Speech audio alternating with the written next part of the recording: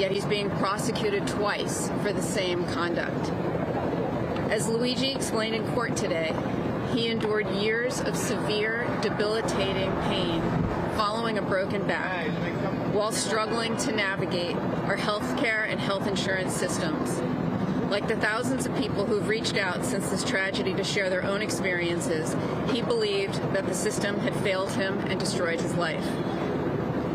Despite this being a single isolated event, Mr. Mangione has been unfairly treated since the outset in every way and has successfully fought off terrorism charges and the death penalty, while also fighting at the same time 2 simultaneous prosecutions in 2 jurisdictions who are trying to punish him twice for the exact conduct. He's been treated differently from every other defendant charged with this offense in New York. However, thankfully, New York law does not allow this.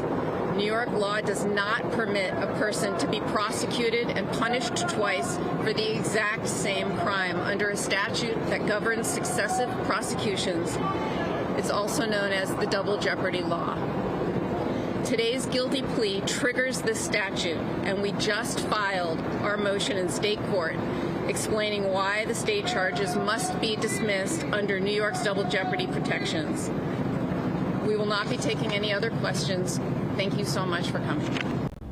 Just a few moments ago, Mangione pled guilty to his heinous act. This was not a spontaneous act of violence. It was deliberate, calculated, and premeditated. In the days leading up to the murder, the defendant very carefully prepared for the attack. He tracked Mr. Thompson's whereabouts, conducted surveillance along the route he knew Mr. Thompson would take, and positioned himself to carry out the plan. Then, on a sidewalk on West 54th Street, the defendant murdered Mr. Thompson, shooting him from behind with a 9mm handgun equipped with a silencer. He shot Thompson twice at close range. The second shot came as Mr. Thompson turned and faced the defendant. The defendant did this as everyday New Yorkers walked nearby, and while the rest of the city woke up to start their day. Mangione then ran away, leaving Mr. Thompson to die. The defendant committed this murder in an attempt to draw public attention to his dislike of certain businesses. But we live in a civilized society governed by the rule of law. We debate, we disagree, we protest. We do not commit murder. No grievance, political belief, or ideological cause can ever justify murder. There can be no celebrity in assassination. Any person who celebrates, encourages, or excuses actions like these is fundamentally wrong.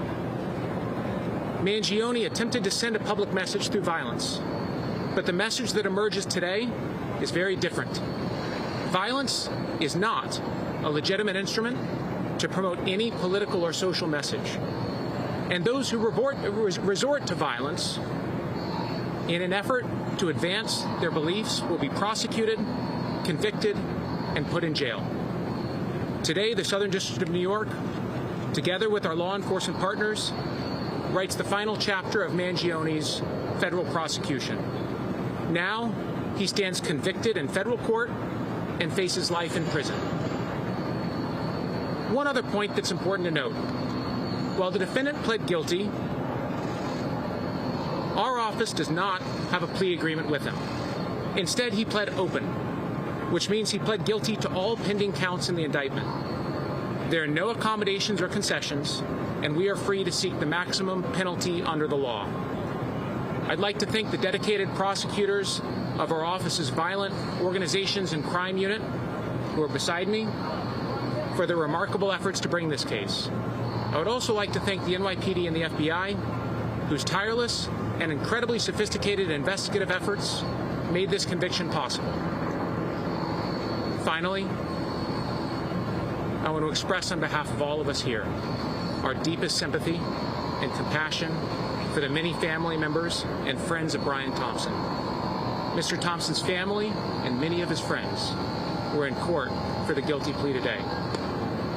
I know they will have an opportunity to be heard at sentencing. We all stand in awe of their love for their family and for their friend, and their unwavering commitment to seeing justice done in this case.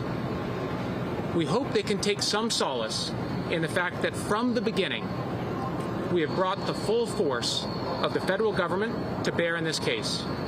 In this prosecution, we have consistently pursued the maximum penalties under the law as necessary and just punishment for these crimes. The result achieved today now allows our office to seek the maximum penalty allowed, life imprisonment, which, as I've conveyed to Mr. Thompson's family, is what we intend to seek. I'll now turn it over to Commissioner Tisch. Good afternoon. Thank you, U.S. Attorney McDonald, and thank you to the prosecutors and the federal law enforcement partners who have worked alongside the New York City Police Department throughout this case. Today, Luigi Mangione pleaded guilty in connection with the murder of Brian Thompson on a Midtown Manhattan sidewalk in December of 2024. This is an important moment of accountability, and my thoughts remain first and foremost with Mr. Thompson's family and everyone who knew and loved him. But I also want to take a few minutes today to recognize the extraordinary police work that brought us here.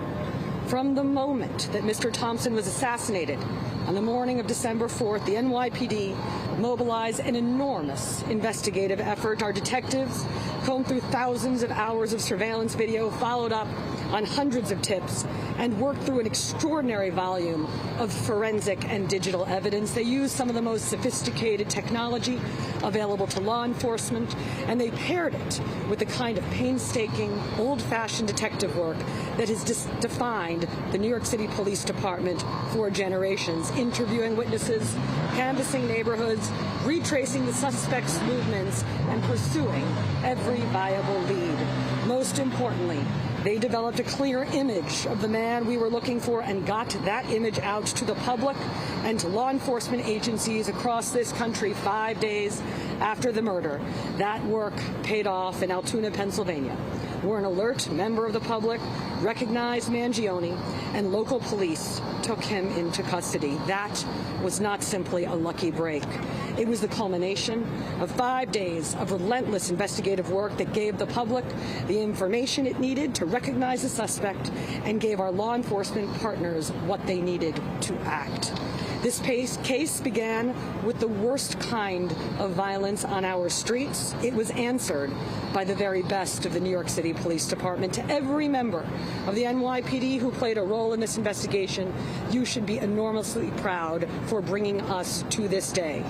And to those who idolize Luigi Mangione, I say this: violence is not a cause, murder is not a message, and a killer is certainly not a hero. Now I'd like to introduce the FBI's Assistant Director in Charge for the New York Field Office, Jim Barnacle. Thank you, Commissioner. Good day. My name is James Barnacle. I'm the Assistant Director in Charge of the FBI New York Field Office. I want to begin by addressing the family, friends, and colleagues of Brian Thompson. We had the chance to sit down with the family this morning, and they are still grieving, and they have been grieving for almost 2 years as Brian was taken away in the most heinous way possible. They lost a son, a brother, a husband, and a father, and a friend, and many colleagues and other people. The family deserves closure, the clarity, and the assurance that every step taken throughout our investigation, the New York City Police Department's investigation, the Altoona Police Department's investigation, and the U.S. Attorney's Office prosecution reflected the gravity of the situation and the importance of Brian's life. While today's plea doesn't replace the void he left behind, I hope it offers a glimmer of the closure that the Thompson family and friends deserve. This tragedy shocked the nation and left a deep impact on everyone it touched. Violence driven by hostility toward opportunity and success stands in sharp contrast to the values true Americans hold dear. But rest assured, this FBI and our partners never stop working to bring this killer to justice. While a plea was entered today, we know the crime has not been erased. Thank you to the FBI's Violent Crime Task Force, our largest partner on that task force, the New York City Police Department, the New York State Police Department. Thank you to the prosecutors and the United States Attorney's Office for the Southern District of New York, led by J. McDonald. Thank you. And I want to thank the officers and detectives of the New York City Police Department, led by Commissioner Tisch, for your agency's unwavering pursuit of truth and accountability. Thank you, Commissioner. I'd also like to thank the Altoona Police Department in Pennsylvania and the Pennsylvania Department of Corrections, who helped facilitate the extradition to New York. We're incredibly grateful to our partners, and we wish the Thompson family comfort and strength as the legal process continues. Mr. McDonald. Thank you. Thank you all.